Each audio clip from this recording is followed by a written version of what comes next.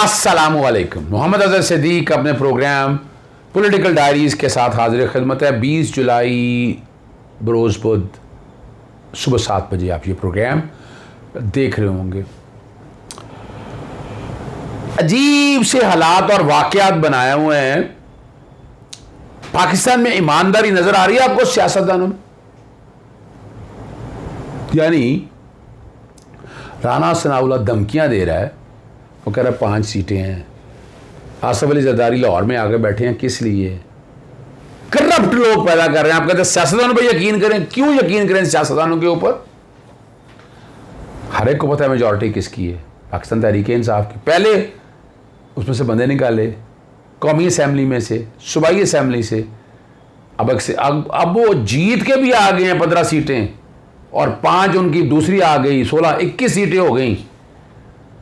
तो फिर भी उसको तोड़ने की बातें हो रही हैं। क्या इसको इजाज़त दी जानी चाहिए? क्या यह जमहूरियत है? इसको जमहूरियत का हुस्न कहेंगे? क्या कहेंगे इसको? पूरी दुनिया में सोसाइटल वैल्यूज़ है, हमारे यहाँ तो लिखी हुई बातें कोई मानने के लिए तैयार नहीं।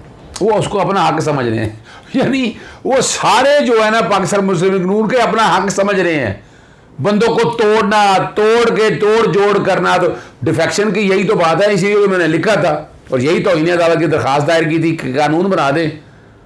फॉर लाइफ टाइम डिस्क्वालिफिकेशन होनी चाहिए इन भगोड़ों की, इन लोटों की। कौम ने तो रद्द कर दिया और मैं नहीं इतफाक करता इस बात से।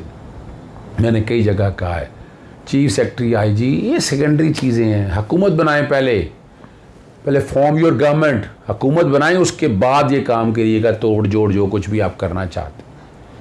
ये सेकेंडरी इश्यूज़ हैं, ये प्राइमरी इश्यूज़ नहीं हैं।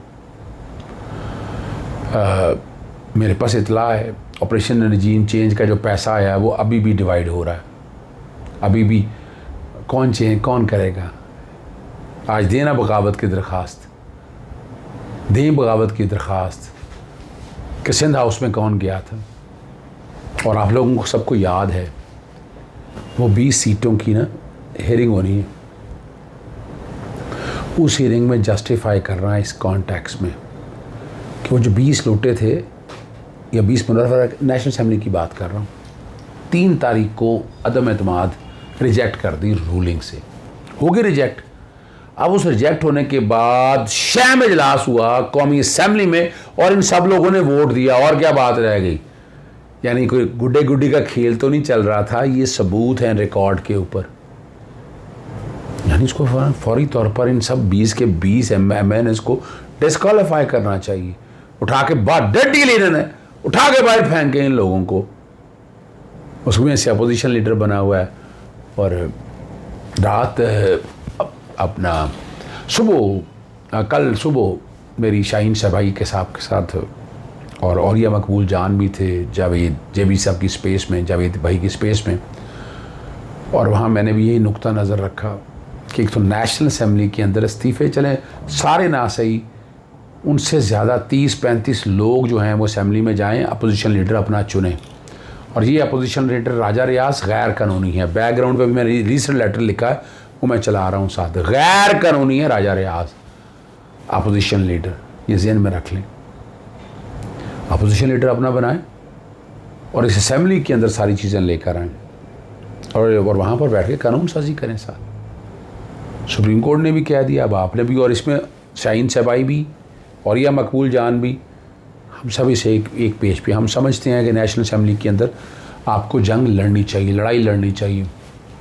ऑपरेशन रजीम चेंज का जो आपने रिज़ल्ट लेना था ले गया, अब आएँ आकर बैठ के असेंबली के अंदर इनको गिराएं। मैं पहले दिन से ये बात कर रहा हूँ और मैं आज भी इस बात पे कायम हूँ।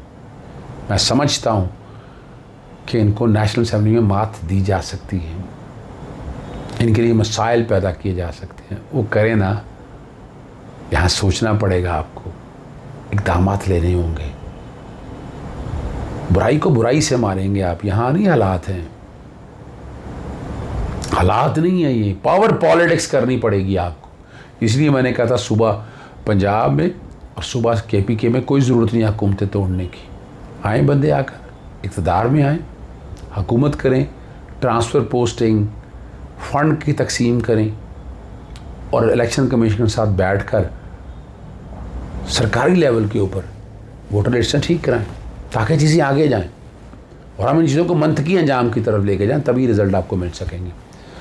चलिए मैं आगे चलता हूँ। अपना सोशल मीडिया पर गुस्ताखाना मवाद की तशहीर में मुलव्वस 4 से ज़्यादा जो मुलज़िम थे उनकी अपीलों पर समाअत हुई।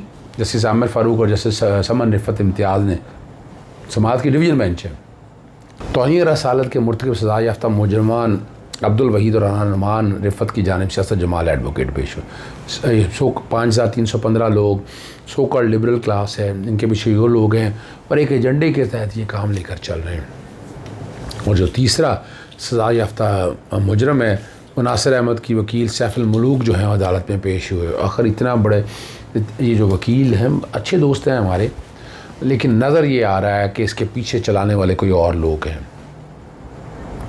तौहीन मज़हब के मुर्तकब सज़ा याफ्ता मुजरिम प्रोफेसर अनवार अहमद की जानिब से सईद हसन अब्बास एडवोकेट पेश हुए, दलाइल पेश करने का हुक्म दिया है।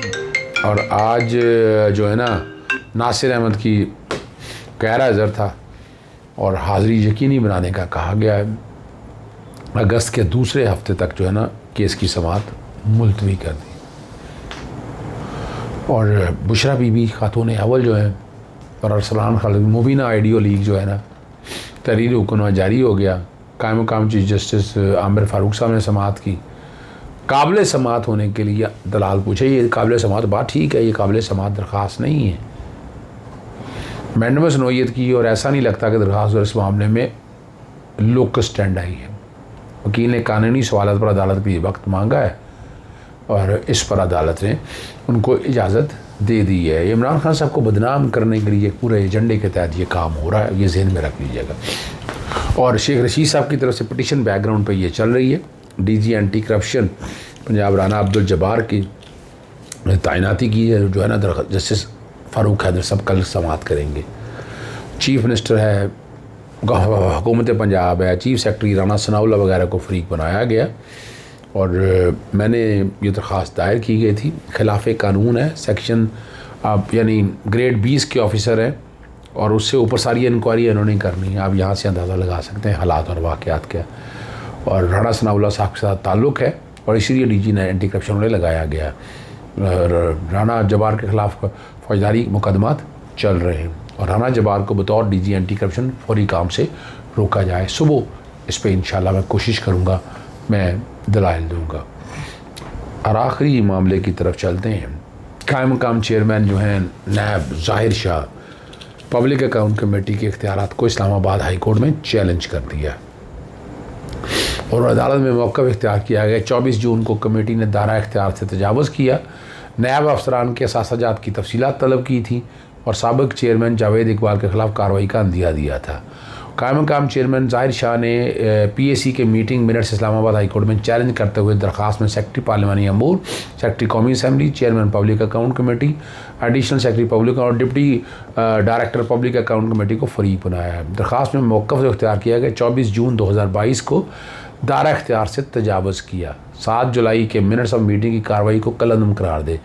दायरा इख्तियार के तहत पब्लिक अकाउंट कमेटी को किसी भी कार्रवाई से रोके। और रजिस्ट्रार ने एतराज़ लगाया, वो आर्टिकल 69 के हवाले से बात है और ये बड़े आराम से मूव हो सकता है समाअत के। और जैसे अपना आमिर फ़ारूक कल एतराज़ के साथ दरख्वास्त पर समाअत करेंगे। DG लाहौर जो है ना मेजर जज शहजाद सलीम की पब्लिक अकाउंट कमेटी तलबे के ख़िलाफ़ के भी लगाए वाली खातून तैयबा गुल में फ़रीक बनने के लिए इस्लामाबाद हाई कोर्ट पहुँच गई। वो तैयबा गुल जो है उन्होंने बाज़ाब्ता दरख्वास्त दायर कर दी और समाअत जो है ये भी कल के लिए मुकर्रर है। अटॉर्नी जनरल से मुआवलत तलब की है और कायम मकाम जो chief justice Islamabad high court ये भी उसकी समाअत करेंगे।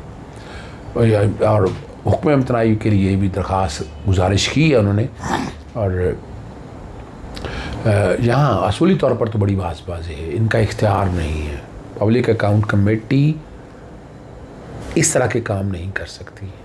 आप अकाउंट्स देखिए, आपका क्या ताल्लुक़ है इन चीज़ों से। और ये आर्टिकल 69 का इसमें इतलाक़ नहीं हो, मैं पहले बता देता हूँ।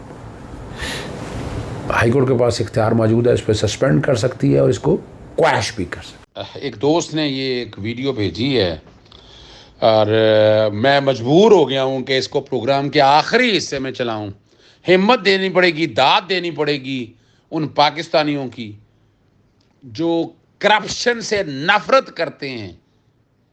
और एवन फील्ड हाउस के बाहर, नवाज शरीफ के घर के बाहर क्या हो रहा है जरा देखिए।